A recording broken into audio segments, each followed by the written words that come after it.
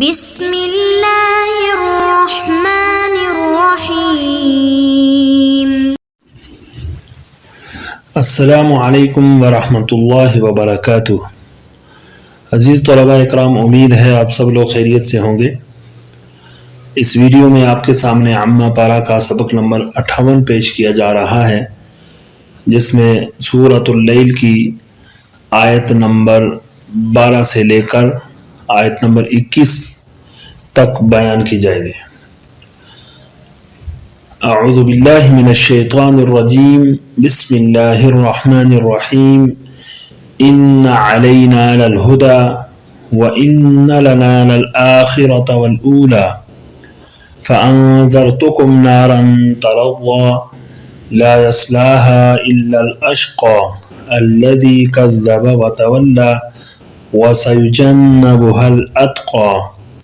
الذي يؤتي ماله يتزكى وما لأحد عنده من نعمة تجزى إلا ابتغاء وجه ربه الأعلى ولسوف يرضى۔ امر اول یعنی ترجمہ سن لیجئے گا۔ ان علینا للہدی، بے شک ہمارے ذمہ راہ بتلانا ہے، وَإِنَّ لَنَا لَلْآخِرَةَ وَالْأُولَى، اور بے شک آخرت اور دنیا ہمارے ہی لیے ہے۔ فَأَنذَرْتُكُمْ نَارًا تَلَظَّى، پس میں نے تمہیں بھڑکتی ہوئی آگ سے ڈرایا۔ لا یصلاها الا الاشقى، اس میں بدبخت شخص داخل ہوگا۔ الذی کذب وتولی، جس نے جھٹلایا اور روگردانی کی۔ وسیجنبها الاتقی، اور اس سے متقی شخص بچے گا۔ الذی یؤتی مالہ یتزکی، جو اپنا مال اس غرض سے دیتا ہے کہ وہ پاک ہو جائے۔ وَمَا لِأَحَدٍ عِنْدَهُ مِنْ نِعْمَةٍ تُجْزَى، اور اس کے ذمہ کسی کا احسان نہ تھا کہ اس کا بدلہ اتارنا ہو۔ إِلَّا ابْتِغَاءَ وَجْهِ رَبِّهِ الْأَعْلَى، سوائے اپنے عالی شان رب کی رضا کے۔ وَلَسَوْفَ يَرْضَى، یہ شخص عنقریب خوش ہو جائے گا۔ اس کے بعد امر ثانی یعنی آیات میں جو لغات ہیں وہ سن لیجئے گا۔ الہدا جو ہے یہ باب ضربہ سے مصدر ہے، ہدا یہدی، راہ بتلانا۔ اور انذرت، یہ صیغہ جو ہے فعل ماضی واحد متکلم باب افعال سے۔ انذر ینذر انذارا، ڈرانا۔ تلظی، یہ صیغہ فعل مضارع واحد مؤنث غائب ہے، اور اصل میں تتلظی تھا، پھر ایک تا کو حذف کر دیا گیا۔ اس کا معنی ہے آگ کا بھڑکنا۔ سیجنب، یہ فعل مضارع جو ہے مجہول ہے، صیغہ واحد مذکر غائب باب تفعیل سے، جنب یجنب، دور رکھنا۔ آگے ہے یؤتی، یہ باب افعال سے صیغہ واحد مذکر غائب ہے، فعل مضارع۔ آتا یؤتی ایتاء، اس کا معنی ہے دینا، اور مجرد میں پھر یہ دوسرے معنی کے لیے استعمال ہوتا ہے، یعنی اتا یاتی اتیانا، آنا۔ نعمت کہتے ہیں خوشحالی کو، فضل کو، انعام کو، اور اس کی جمع نعم اور انعم آتی ہے۔ ابتغاء، یہ مصدر ہے باب افتعال کا، اس کا معنی ہے چاہنا یا تلاش کرنا، اور باب ضربہ سے بغا یا بغی، کسی چیز کا چاہنا یا اس کو تلاش کرنا، لیکن بغی یا مصدر کے ساتھ اس کا پھر زیادتی کرنے کے معنی میں بھی یہ استعمال ہوتا ہے۔ وجہ، اس کی جمع جو ہے اوجہ آتی ہے اور چہرہ، لیکن یہاں پر اس سے خوشنودی مراد ہے۔ ان علینا للہدی، اللہ تعالیٰ فرما رہے ہیں بے شک ہمارے ذمہ ہے راہ بتلانا۔ اعلیٰ لفظ جو ہے یہ الزام کے لیے آتا ہے، یعنی کس چیز کو آپ نے اوپر لازم کرنا، اور اللہ تعالیٰ کے ذمہ کوئی چیز لازم تو نہیں ہوتی، لیکن اللہ تعالیٰ نے یہ بطور احسان یہ وعدہ کر لیا ہے کہ راہ دکھانا اور سیدھا راستہ بتلانا میری ذمہ داری ہے۔ بس اس وعدے کے مطابق جو ہے یعنی اللہ تعالیٰ نے اپنے اوپر لازم کیا ہے، اور کسی کے لازم کرنے سے بات لازم نہیں ہوئی۔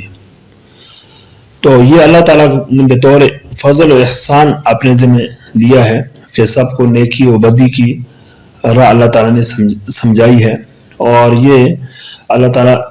اپنی حکمت کے متقاضی کسی شخص پر زبردستی نہیں کرتے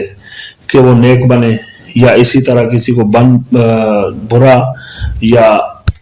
بدبخت بننے پر اللہ تعالیٰ مجبور نہیں کرتے۔ البتہ نیکی اور برائی کی جو راہ ہے اس کو واضح کر دیا اور بیان کر دیا، اس کا نتیجہ بھی بیان کر دیا۔ آگے فرمایا وَإِنَّ لَنَا لَلْآخِرَةَ وَالْأُولَى، کہ ہمارے لیے جو ہے وہ آخرت اور دنیا ہے۔ مطلب یہ ہے کہ تم دنیا کے اندر جو اعمال کرو گے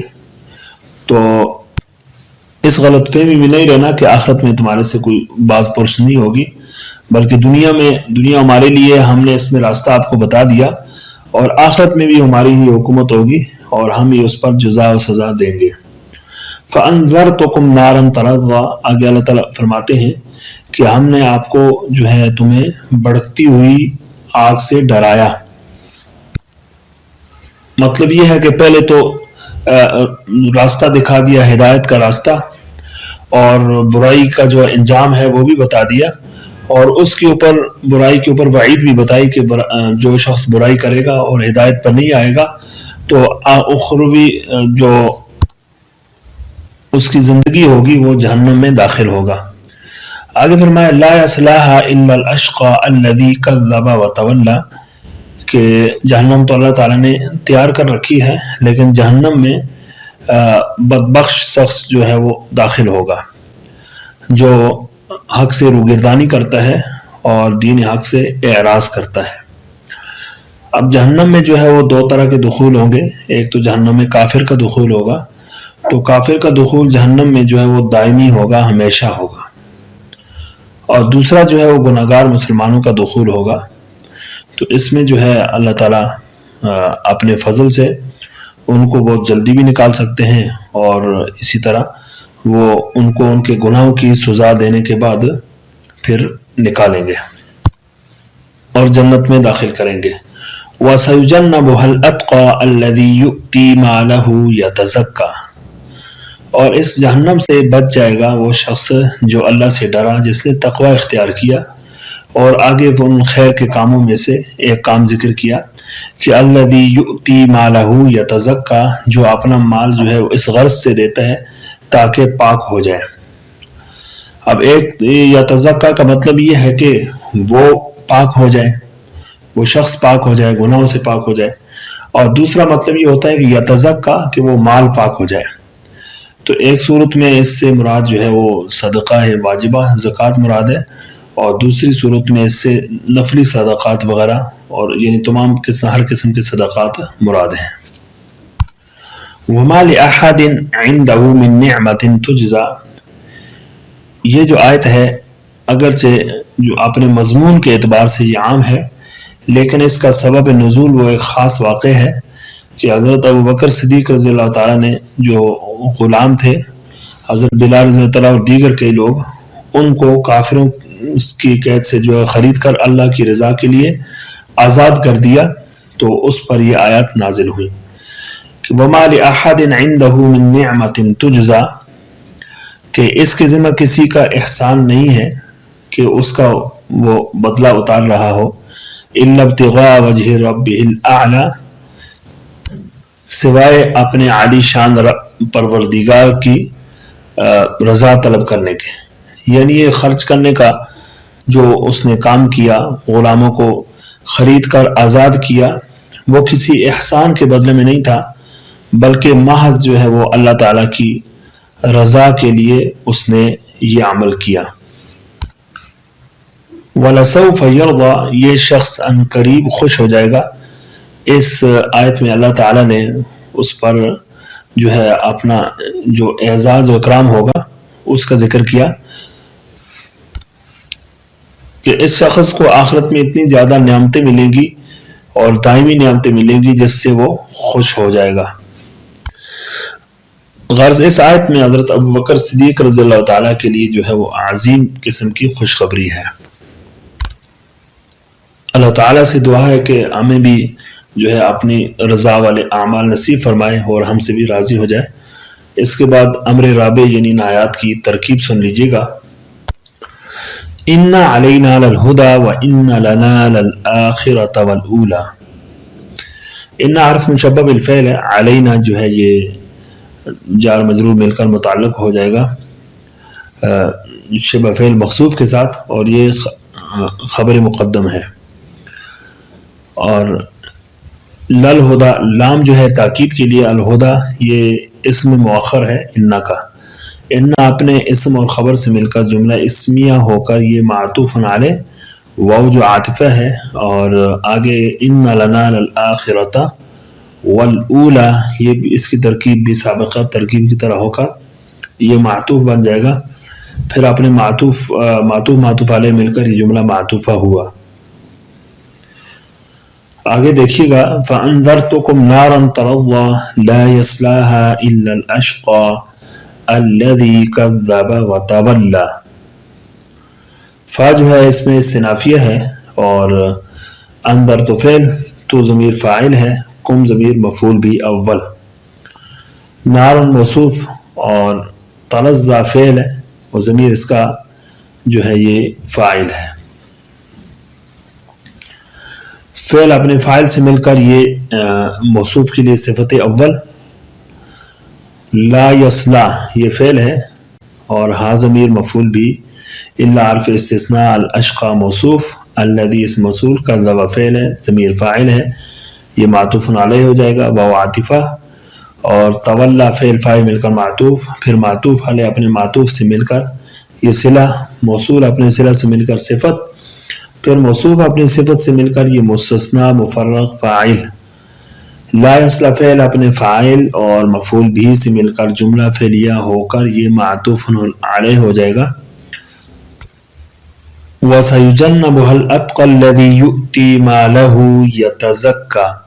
وہ عاطفہ ہے، اور سین جو ہے حرف استقبال ہے، یجنب فعل مضارع مجہول، ضمیر جو ہے یہ مفعول بھی ہے، الاتقى موصوف، الذی اسم موصول، یؤتی فعل ہے، اور ضمیر اس میں ذوالحال ہے مستتر، اور مالہ مضاف مضاف الیہ مل کر یہ مفعول بھی ہے یؤتی فعل کے لیے، اور آگے یتزکا جو ہے یہ فعل ہے، ضمیر اس کا فاعل ہے، پھر فعل اپنے فاعل سے مل کر حال، پھر ذوالحال اپنے حال سے مل کر یہ جو ہے فاعل ہوا یؤتی فعل کا، پھر یؤتی فعل اپنے فاعل اور مفعول بھی سے مل کر جملہ فعلیہ خبریہ ہو کر یہ معطوف علیہ۔ آگے دیکھیے گا وَمَا لِأَحَدٍ عِندَهُ مِن نِعْمَةٍ تُجْزَىٰ إِلَّا ابْتِغَاءَ وَجْهِ رَبِّهِ الْأَعْلَىٰ، وہ جو ہے یہ عاطفہ ہے، ما نافیہ ملغا، اور لِأَحَدٍ یہ جار مجرور شبہ فعل کے ساتھ متعلق ہو کر یہ خبر مقدم ہے، اور عندہ یہ مضاف مضاف الیہ مل کر جو ہے یہ کائنن کے ساتھ اس کا جو ہے وہ مفعول فی بن جائے گا، اور پھر کائنن شبہ فعل اپنے شبہ فاعل اور مفعول فی سے مل کر یہ حال ہو جائے گا نعمت ذوالحال کے لیے، اور پھر آگے جو ہے من جو ہے یہ حرف جار جو ہے زائدہ ہے، اور نعمت یہ لفظ مجرور ہے، محلاً مرفوع ہے، یہ موصوف، اور تجزا فعل مضارع مجہول، یہ ضمیر مستتر اس کا نائب فاعل ہے، یہ جملہ ہو کر صفت، پھر موصوف اپنی صفت سے مل کر یہ مستثنی منہ، الا حرف استثناء، ابتغاء مضاف ہے، وجہ مضاف الیہ مضاف، ربہ مضاف الیہ، پھر مضاف مضاف الیہ مل کر موصوف، الاعلی صفت، موصوف اپنی صفت سے مل کر مضاف الیہ وجہ مضاف کا، پھر وجہ مضاف اپنے مضاف الیہ سے مل کر یہ پھر دوبارہ جو ہے یہ مضاف الیہ و ابتغاء مضاف کا، اور ابتغاء مضاف اپنے مضاف الیہ سے مل کر یہ مستثنی منقطع، نعمت المستثنا منہ اپنے مستثنا منقطع سے مل کر یہ مبتدا مؤخر، تو مبتدا مؤخر اپنے خبر مقدم سے مل کر یہ جملہ اسمیہ خبریہ ہو کر یہ معطوف اول۔ آگے جو ہے یہ واو عاطفہ ہے، لام برائے تاکید ہے، سوف حرف استقبال ہے، یرضا فعل، ہوا ضمیر مستتر فاعل، پھر فعل اپنے فاعل سے مل کر جملہ فعلیہ خبریہ ہو کر یہ معطوف ثانی، معطوف علیہ اپنے دونوں معطوفوں سے مل کر صلہ، پھر موصول اپنے صلہ سے مل کر یہ صفت ہوئی، پھر موصوف اپنی صفت سے مل کر جو ہے نائب فاعل ہوا یجنب فعل مجہول کا، یجنب فعل مجہول اپنے نائب فاعل اور مفعول بھی سے مل کر جملہ فعلیہ ہو کر یہ معطوف ہوا، اور لا اصلاح آیت جو ہے یہ معطوف علیہ اپنے معطوف سے مل کر یہ صفت ثانی نارن موصوف کی، پھر نارن موصوف اپنی صفت اول اور صفت ثانی سے مل کر یہ مفعول بھی ثانی ہوا اندر تو فعل کا، اندر تو فعل اپنے فاعل اور دونوں مفعولوں سے مل کر جملہ فعلیہ ہوا۔ عزیز طلباء اس کی ایک ترکیب تو یہ کی ہے، ان کی جو ہے کئی متعدد تراکیب اور بھی ہیں، تو ان کو بھی آپ دیکھ سکتے ہیں۔ اس پر ہی جو ہے ہمارا یہ سبق اپنے اختتام کو پہنچا۔ السلام علیکم ورحمۃ اللہ وبرکاتہ۔